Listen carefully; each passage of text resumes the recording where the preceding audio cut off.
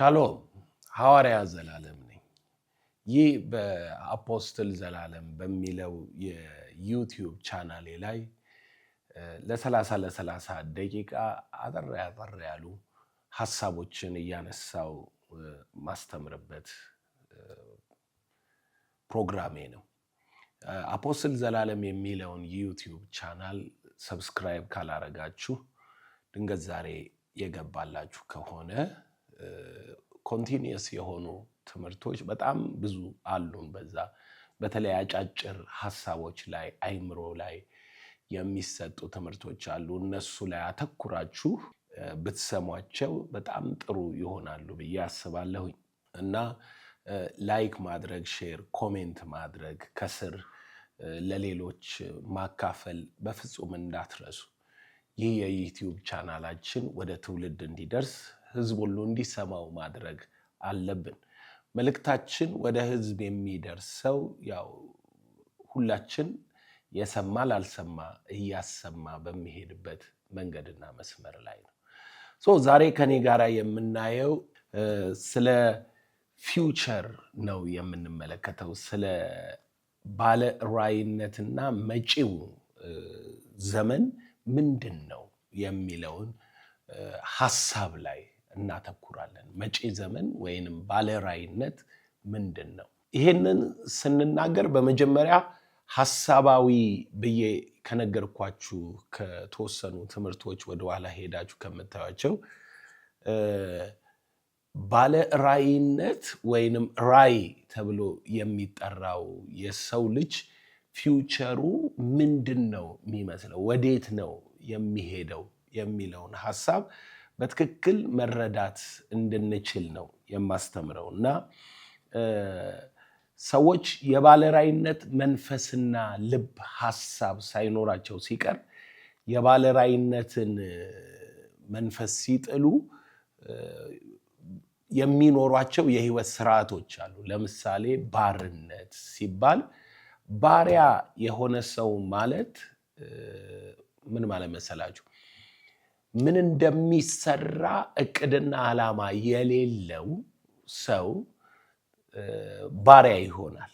ባሪያ ማለት ተቀጣሪ ወይንም ራሱን፣ ፈቃዱን፣ ጉልበቱን፣ አቅሙን ለሌላው የሚሸጥ የሚሰጥና የሚፈጽመው የሐሳቡ ባለቤት ግን ሌላ የሆነን ሰው ባሪያ ብለን እንጠራዋለን። ለአንድ ነገር ተገዢ የሆነ ማለት ነው። የሰውነት ባርነት ብቻ አይደለም፣ ተገዢነት የሚለውን ሐሳብ እናያለን። በዚህ ውስጥ የምንረዳው ነገር አለ።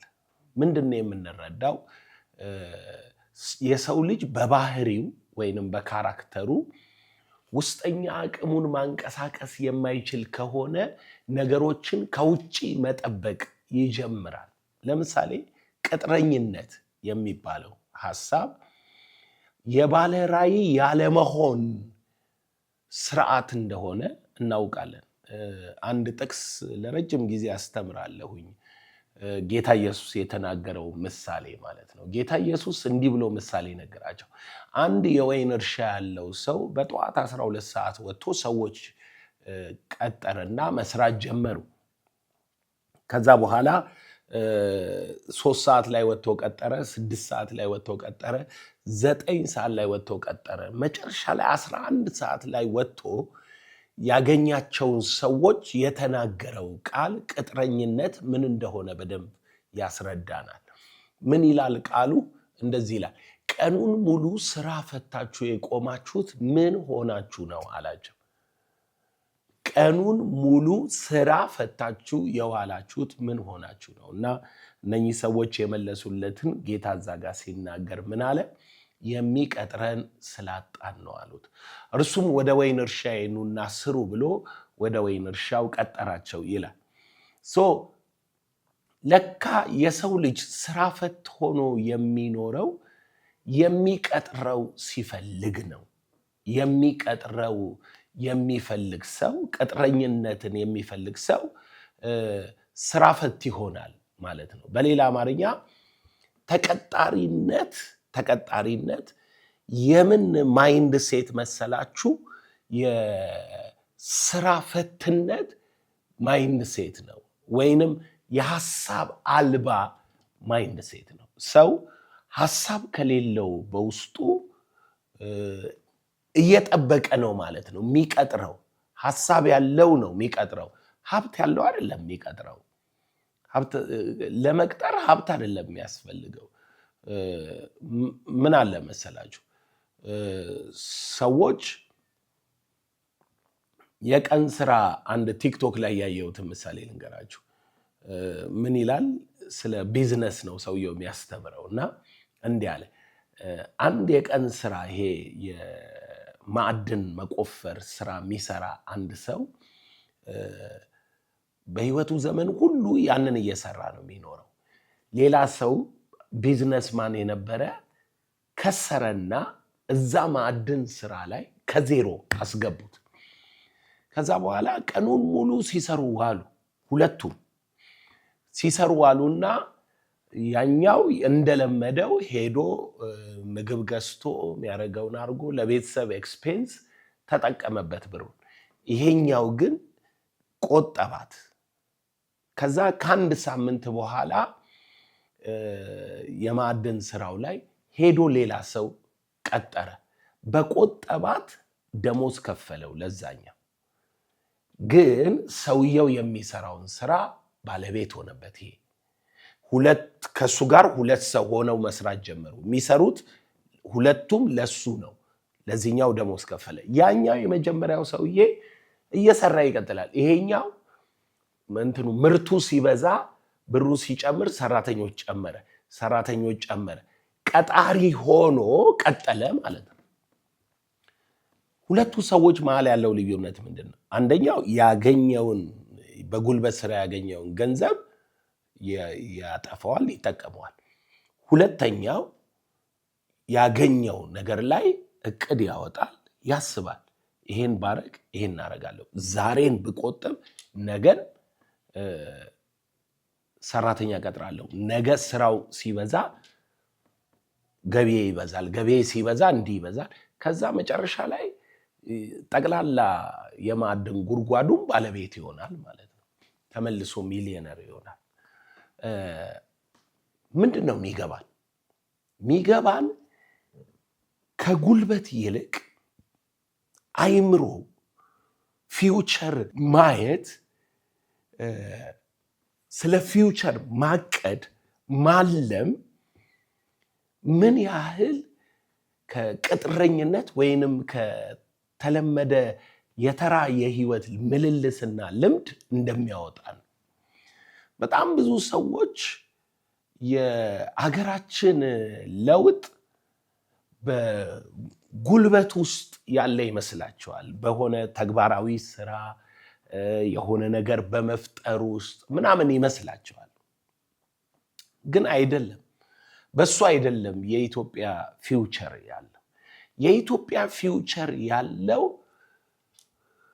በአስተሳሰብ ዓለም ላይ ወይንም በእይታ ላይ እነኚህ ነገሮች እንዴት ይበዛሉ የሚለውን በማሰብ ጉዳይ ላይ የተመሰረተ ነው።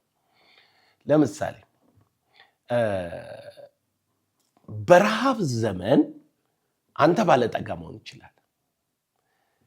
በጥጋብ ዘመን ሴቭ ያረከውን ማለት ነው። ለምን ዮሴፍን ምሳሌ ያደርግ ልንገራችሁ። መጽሐፍ ቅዱስ ስለ ዮሴፍና ስለ ፍርዖን የግብፅ ንጉሥ ይናገራል። ፍርዖን ህልም አለመ። ያለመው ህልም ምንድነው? ወፋፍራም ከብቶች፣ ቀጥሎ 7 ናቸው። ቀጥሎ የመጡትን ቀጫጭን ከብቶች ጋር ተገናኙ። ቀጫጭን 7ቱ ከብቶች ወፍራሞቹን ዋጡ፣ ግን ለውጥ አላመጡ። ዋጧቸው እኮ ለውጥ አላመጡ። ኦኬ። ያሸተ በቆሎ 7 አፈራ። ከዛ 7 ሌላ ደግሞ የጠወለገ በቆሎ መጣና ዋጣቸው። ይሄንን ሲያይ ፍርዖን ጠቢባኖቹን ጠራ። አሁን እንግዲህ አስተውሉ። ጠቢባኖቹን ጠራ ማለት ሲቹዌሽን በምን ይለወጣል የሚለውን ነው የምትመለከቱት። ጠቢባኖቹን ጠራና ህልም አለምኩ አለ። ገና ያልመጣ ዘመን ወይንም ራእይ አየው፣ ወደፊት የሚሆን ነገር አየው እና ምንድነው የዚህ ነገር ፍቺው? ምንድነው የሚሆነውስ? መፍትሄስ አለው ወይ አለ። አሁን በደንብ ስሙ። ከዛ አንድ ነገር ስለታለመ ስለሆነ አይሆንም። በማለም ውስጥ የሚከሰተውን ነገር በቃ የተወሰነ ነው አይባልም። ሐሳብ ከመጣ እይታ ከመጣ ይቀየራል። እና ጠራውና ዮሴፍ ከእስር ቤት መጣ፣ ህልሙን ነገረው። ዮሴፍ ለህልሙ ፍቺውን ነገረው። ኦኬ፣ የህልሙ ፍቺ ምንድነው? የህልሙ ፍቺ 7 የጥጋብ ዓመት ይመጣል። ከዛ በኋላ 7 የድርቅ ዓመት ይመጣል። የድርቁ ዓመት ከጥጋቡ ዓመት ይልቅ በጣም የከፋ ይሆናል። አንደርስታንድ አደረጋችሁት? ለምን ዋጧቸውና ለውጥ አላመጡ? አሁን ይሄ የህልሙ ፍቺ ነው። እየሆነ ያለው ይሄ ነው። እየተደረገ ያለው ይሄ ነው። የሚከሰተው ይሄ ነው። የሚሆነው ይሄ ነው። ጥያቄው መፍትሄ አለ ወይ ነው። አሁን መፍትሄ ተኮር የሆነ ሰው ምኑ ላይ ነው መፍትሄ የሚያመጣው? ሐሳብ ላይ ነው መፍትሄ የሚያመጣው።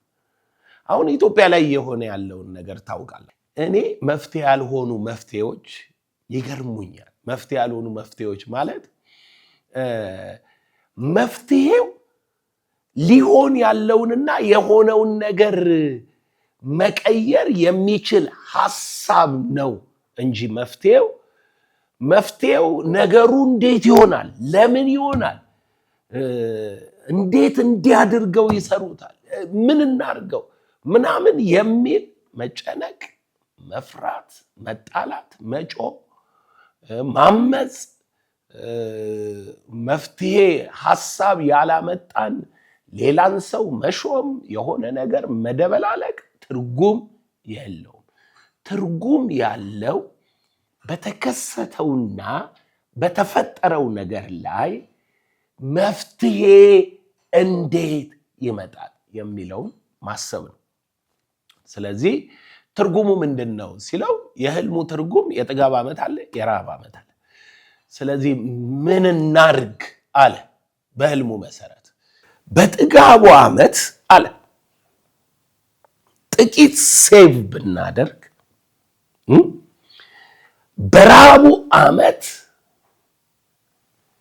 የረሃቡን ዓመት ሶሉሽን እንሰጣለን አለ። በዮሴፍ ሰልቬሽን ውስጥ ወይንም ዮሴፍ ባዳነው በዚህ ጥበብ ውስጥ ተጠቃሚ የሆነው ማን ነው? ፍርዖን እና መንግስቱ ብቻ ነው። ለምን እንደሆነ ታውቃላችሁ? ሴቭ በሚደረግበት ዘመን ላይ ይሄ ሐሳብን ያመጣው ዮሴፍ ተሾመ። በጉዳዩ ላይ ሲሾም ዮሴፍ በጥጋብ ዓመት የምርቱን 20% በጣም ጥጋብ ስለነበር 20% ከህዝቡ በጣም በርካሽ ቢሏችሁ ሁሉ ጋር ምርት ስላለ ማለት ነው። በርካሽ ትላልቅ ጎተራዎች ሰርቶ ገዛ፣ ሰበሰበ። የጥጋቡ ዓመት ላይ ዝም ብሎ ይሰበስባል። ይሄ ሐሳብ የሌላቸው ሐሳብ ዘመንን አሻግሮ እንደሚያይ ሐሳብ መፍትሄ ችግር ባልመጣ ጊዜ ቀድሞ እንደሚዘጋጅ ሐሳብ ወይም ራዕይ ፊውቸር አድሬስ እንደሚያደርግ ከዚህ ትረዳላችሁ። በጥጋብ ዓመት እህል ስትሰበስብ ሰው መጥቶ ምንድነው እብድ ነህ እንዴ? በአንደኛ ዓመት ስስታም ስለሆነ ነው የሚቀጥለው የሚያፈራ ስላልመሰለው ይሄ ሁሉ እህል ይገዛል እንዴ? እዛ ጋም እህል አለ፣ እዚህ ጋም አለ፣ ምን ይሰራለታል ይባላል። አየህ፣ ፊውቸር የሚያይ ሰው፣ ፊውቸር የሚገባው ሰው ግን ሲሰበሰብ ለፊውቸር መፍትሄ ነው እየተሰራ ያለ።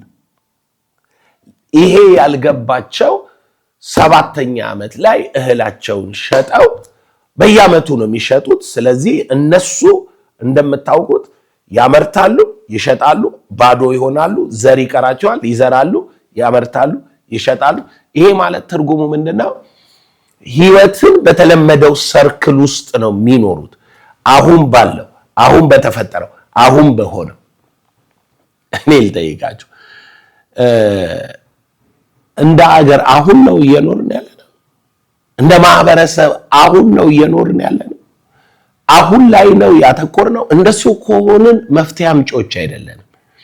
አሁን ላይ ያተኮረ የአሁን አጀንዳ አሁን የነዳጅ ጉዳይ እንደምታውቁት በጣም ዓለም አቀፍ ችግር ሆኖ በኢራን ጦርነት ምክንያት ፕሮብሌም ፈጥሮብናል። ቀጥሎ ደግሞ የምግብ ጉዳይ ችግር አለ። የኑሮ ውድነት ጉዳይ ችግር አለ። አሁን ችግር አለ። ችግር ውስጥ ነው ያለነው። እየተዝናናን አይደለም ያለነው፣ ወይንም ጥጋብ ላይ አይደለም ያለነው። ግን መፍትሄው ምንድነው ሚለው እንደነኛ በአሁን እንደኖሩት ግብፃውያን የድርቁ ዓመት ሲመጣ ድርቁን ነው የሚኖሩት። የጥጋቡ ዓመት ሲመጣ ፌሽታውን ነው የሚኖሩት። ዮሴፍ የጥጋብ ዓመት ሲመጣ ሴቪንግ ነው የሚኖረው። በጥንቃቄ ነው የሚኖረው። እንደ ጥጋብ ዓመት አይደለም ልቅቅ የሚለው፣ እየሰበሰበ ነው። የራብ ዓመት ሲመጣ እየበለጸገ ነው የሚሄደው። ከመጉረስ በፊት ወደ ውስጥህ ከመግባቱ በፊት ማለት ነው ቅድመ ጥንቃቄ። ካለበለዛ ግን ውስጥህ ከገባ በኋላ ባክቴሪያው፣ ውስጥህ ከገባ በኋላ ቫይረሱ ቅድመ ጥንቃቄ ስላላደረግ ሕክምና ስትሄድ ለፕሮብሌሙ ሶሉሽን ለመስጠት ነው የሚሰራው። ስለዚህ አሁን በማንኛውም መልክ አሁን ላይ ያለን ችግር የሚኖር ሰው እየኖረ አይደለም። ለተጎዳው፣ ለተበላሸው፣ ለታመመው፣ ለጠፋው ነገር መፍትሄ ፈላጊ፣ ገና ችግሩን ነዋሪ፣ አስተናጋጅ ነው። ፊውቸርን የሚያይ ሰው ግን፣ ቀድሞ በርቀት የሚያይ ሰው ግን ቢዝነስማን ቢሆን፣ ፖለቲከኛ ቢሆን፣ አርቲስት ቢሆን፣ ምንም ቢሆን ገና ያልመጣ ዘመን ላይ የሚኖር በሚመጣው ዘመን ላይ ተዘጋጅቶ ስለሚገባ ተዘጋጅቶ ችግር በመጣ ጊዜ እሱ መበልጸጊያው፣ ማለፊያው፣ ማደጊያው ይሆንለታል። እንዴት ማለት እንደሆነ አስቡት። እንዴት ማለት መሰላችሁ? የተዘጋጀና ያልተዘጋጀ ሰው ጌታ ኢየሱስ ምን አለ?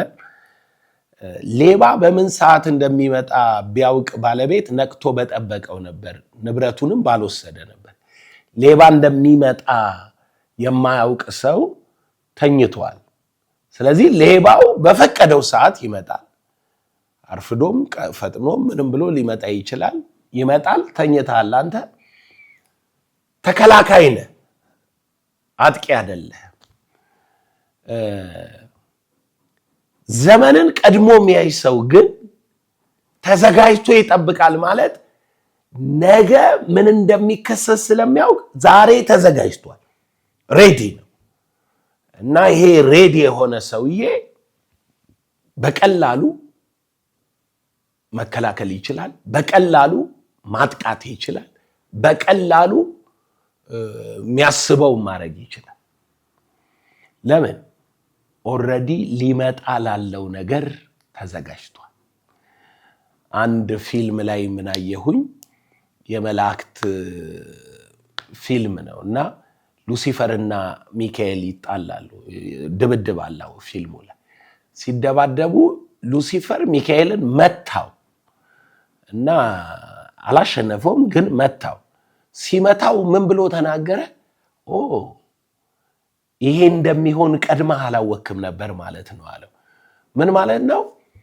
በጥበብ በእውቀት ውስጥ ቀድሞ በማየት ውስጥ እጅህ በዚህ በኩል እንደሚመጣ ኦልሬዲ ቀድሜ ያውቄ ከሆነ እንዲህ ሰጥቼ አልጠብቅም። በድንገትም አትመታኝ። በዚህ እንደሚመጣ ስለማውቅ ዞር ስል ያልፋል። ቀድሞ የተዘጋጀው ሰውዬ በህይወት ላይ ሁሌም አሸናፊ ይሆናል። ለምን?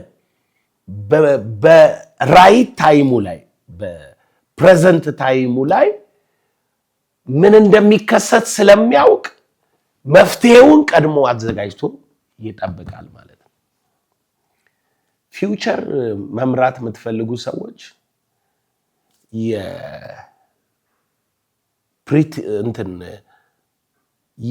አርቆ የማየት ነገሮችን የመተንተን የመገመት አቅም በጣም ያስፈልጋቸዋል። በጣም እሱን የማታዩ ከሆነ የሚቀጥለው ምን እንደሆነ ማታዩ ከሆነ ሌማን ህዝብ ወይንም ኖርማል ህዝብ ትሆናላችሁ። የግብፅ ህዝቡ ፍርዖን ያለመውን የመጣውንም መፍትሄ ዘመን ተሻግሮ ያለውን ጥበብ ስላልተቀበሉ ራሳቸውን እስኪሸጡ መሬታቸውን እስኪሸጡ በጊዜው ላይ ቀድሞ የተነበየው ያወቀ ግን ተዘጋጅቶ መፍትሄው ላይ ተዘጋጅቶ ስለጠበቀ ችግሩ መጣ አይቀርም መጣ፣ ምንም ኢምፓክት የለውም። እንኳንና ለግብፃውያን ለነ የእስራኤል ልጆች ታውቃላችሁ፣ በዮሴፍ ዘመን እህል ሊገዙ ግብፅ ነው የመጡት እና ዮሴፍም ሲነግራቸው እናንተን ለማዳን እግዚአብሔር አስቀድሞ እኔን ላከኝ።